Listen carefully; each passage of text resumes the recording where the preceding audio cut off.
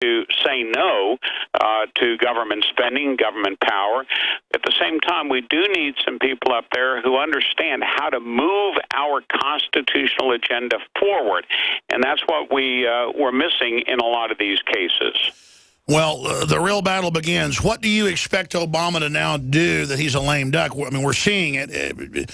Unprecedented power grabs. Even Krauthammer saying it's time to impeach him.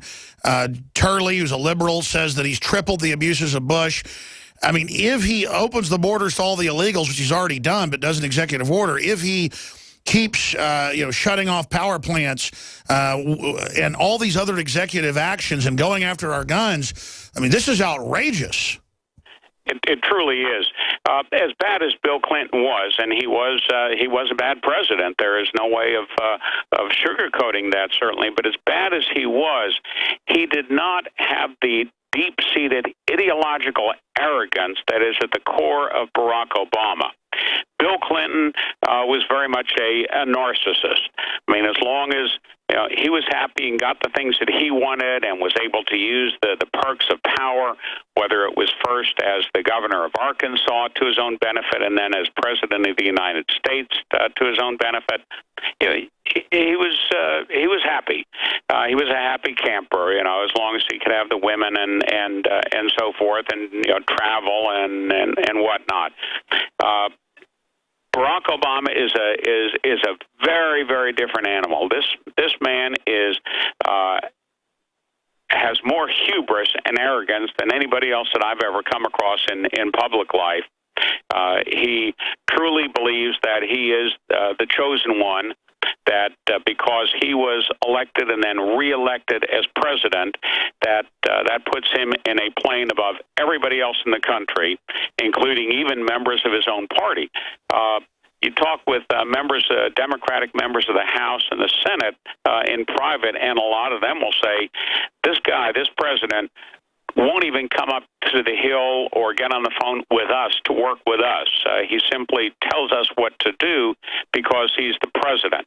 Now, as a lame duck, so to speak, who beginning in January will no longer have either house of the Congress under his thumb, he will simply shift gears, not worry about going to Harry Reid for anything, and simply use the power that he believes he has and can wield as president, quite regardless of whether or not there is any constitutional or historic basis for what he's doing. We are entering, Alex, a very dangerous period in American history with this man. And that's why I wish that Ron Paul was still in Congress. I wish you were there as well, because I don't even see any of these new people, a lot of them that are great folks, challenging Boehner, challenging McConnell. I mean, they need to be putting heat on them to go after Obama and to rein him in and block him. I know they filed a lawsuit, but, I mean, you're the former congressman and a former federal prosecutor. What is the proper move in Congress right now, and what would you be doing to try to pressure Boehner and others to take that action? Reminding them that they in the House and in the Senate have a constitutional responsibility, not a political responsibility, but a constitutional responsibility to ensure that within the legislative branch, and that includes appropriations of all funds that are used by the executive branch, they have an absolute responsibility to ensure that the law is being followed, that the intent of the legislation passed by the Congresses and signed by presidents is carried out, not just the letter, but the intent of the law, and to remind the Speaker and the others in leadership positions in the House and the Senate that there are indeed not only steps that can be taken, but must be taken to stop the expenditure of any taxpayer dollars for actions that are unconstitutional by this president. This notion, I saw somewhere that one of the top Republican leaders in the House was saying, well, we can't stop appropriated funds from being used for Obama to carry out his illegal immigration orders because They use funds from fees. I mean, that's just absolute nonsense.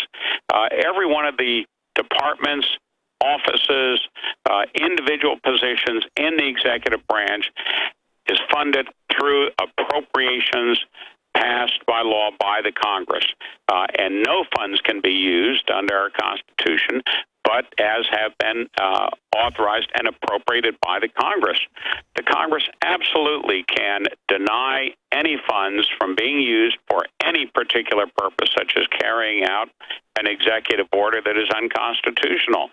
And this notion that, well, we can't do it is, Sure. It makes absolutely no sense whatsoever, Alex. Well, they also lie, because I've studied it, I know you have as well, under Bush Sr. and under Reagan, when they did executive actions, it was to line up working with Congress and with laws passed in Congress for the previous amnesties that were targeted and much smaller, but also criticized. This is the president operating against the Congress, just like he's doing on carbon taxes and CO2, just like he's doing on military action, just like he's doing on gun control. I mean, on so many issues, he's just doing whatever he wants. And Congress just sort of sits back and says, thank you, sir, may we have another, sir.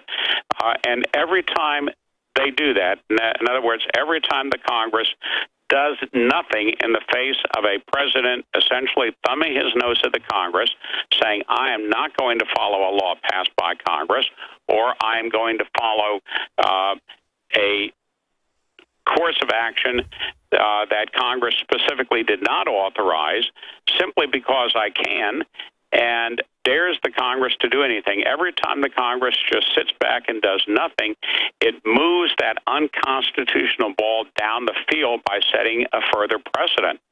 You know, this is why, one of the things that we're doing at Liberty Guard, and I appreciate you mentioning our libertyguard.org site, is we have a site called lameduckdynasty.org to highlight the importance right now during this lame duck session of the citizenry getting involved and putting pressure on the House and Senate Republican leaders to stop this. So we're encouraging people not just to go to libertyguard.org, but to lameduckdynasty.org and helping us out. Spread the word. This is a very dangerous time.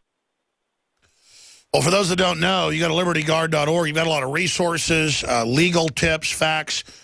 Again, we're not attacking the average TSA person, but naked body scanners, groping children, taking our shoes off while our own government funds ISIS and these other radical groups. I mean, it's all about training us that we don't have rights. It's a social engineering program, plain and simple.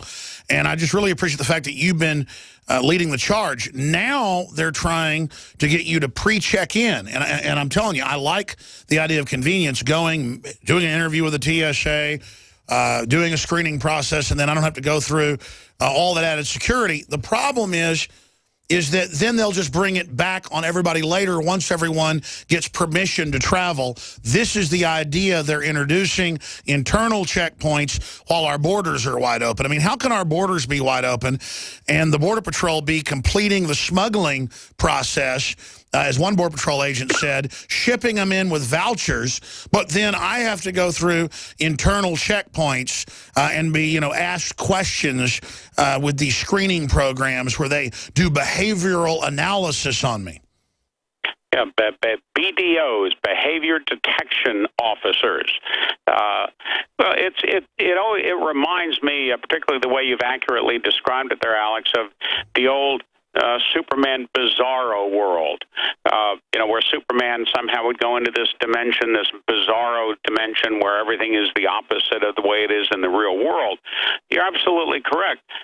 Here we are with not only our borders essentially wide open, but Obama and the Department of Homeland Security people just standing on our side of the border, waving people in, please come in, andale, andale. And then at the same time, we're subjecting American citizens who have, often forgotten, a legally recognized right to travel, being denied that fundamental right to travel because government agents have decided that they're going to stop you from doing so unless you do everything that they tell you to do. And every time they come up, you've mentioned, Alex, this TSA pre-check program. They can never even make up their minds on that. They start that pre-check program, seems to be working fairly well, and now somebody was telling me the other day that, well, now they're making it random. So you sign up for it, and you go through, and sometimes it allows you to use it, sometimes it doesn't. I mean, the nonsense, absolute, utter nonsense that you have to go through in order to exercise what the U.S. Supreme Court recognized half a century ago as a fundamental right, and that is the right to travel, is absolutely meaningless nowadays in the name of so-called security. Exactly. You can't have the federal government stick a checkpoint in front of something and say, this is the rules. I mean, you're a lawyer, you're an expert on these things, but explain it to me. But I've studied the common law. It's pretty simple. If the airline itself wanted to say, once you get to our gate, we're going to search you, you would decide whether or not you wanted to go through that. Maybe one airline didn't do it, one airline did, but that's free market. But you don't have the government itself say it's a privilege to travel. That's right. It's no longer a right, as almost everything that the government deals with nowadays. It's not a right. It's a privilege. I was talking with a local reporter here in Marietta, Georgia, the other day about a local police department that is spending a bunch of money to get a new license plate reader system. And they were saying, well, gee, now we can, during the holiday shopping season, we can send a patrol car through a mall parking lot, and within a matter of minutes, identify any cars that might have warrants outstanding or are stolen. Now, wait a minute. Now, if I want to go to a church, or I want to go to a business, or I want to go to a political event, or I just want to go out shopping, I'm subject now to having my license plate read, recorded, and a record made of that. And where you went, and that's what it's really all about. Let's talk about, I mean, it's just outrageous, and most of this is being driven by the tail wagging the dog, and that is federal monies. Federal monies are being made available to local police departments with this whiz-bang technology, so they snap it up, and we'll worry about the details later. Trust us, they say. Well, I don't. I don't trust government.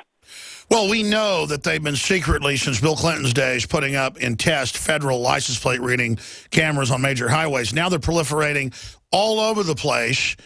And imagine if Nazi Germany or the Soviets would have had this type of technology, what they would have done. These things always get abused. And as you said, they've caught San Francisco using them a few years ago to track where everybody goes and creating records. Now they want to use them to tax you by the mile.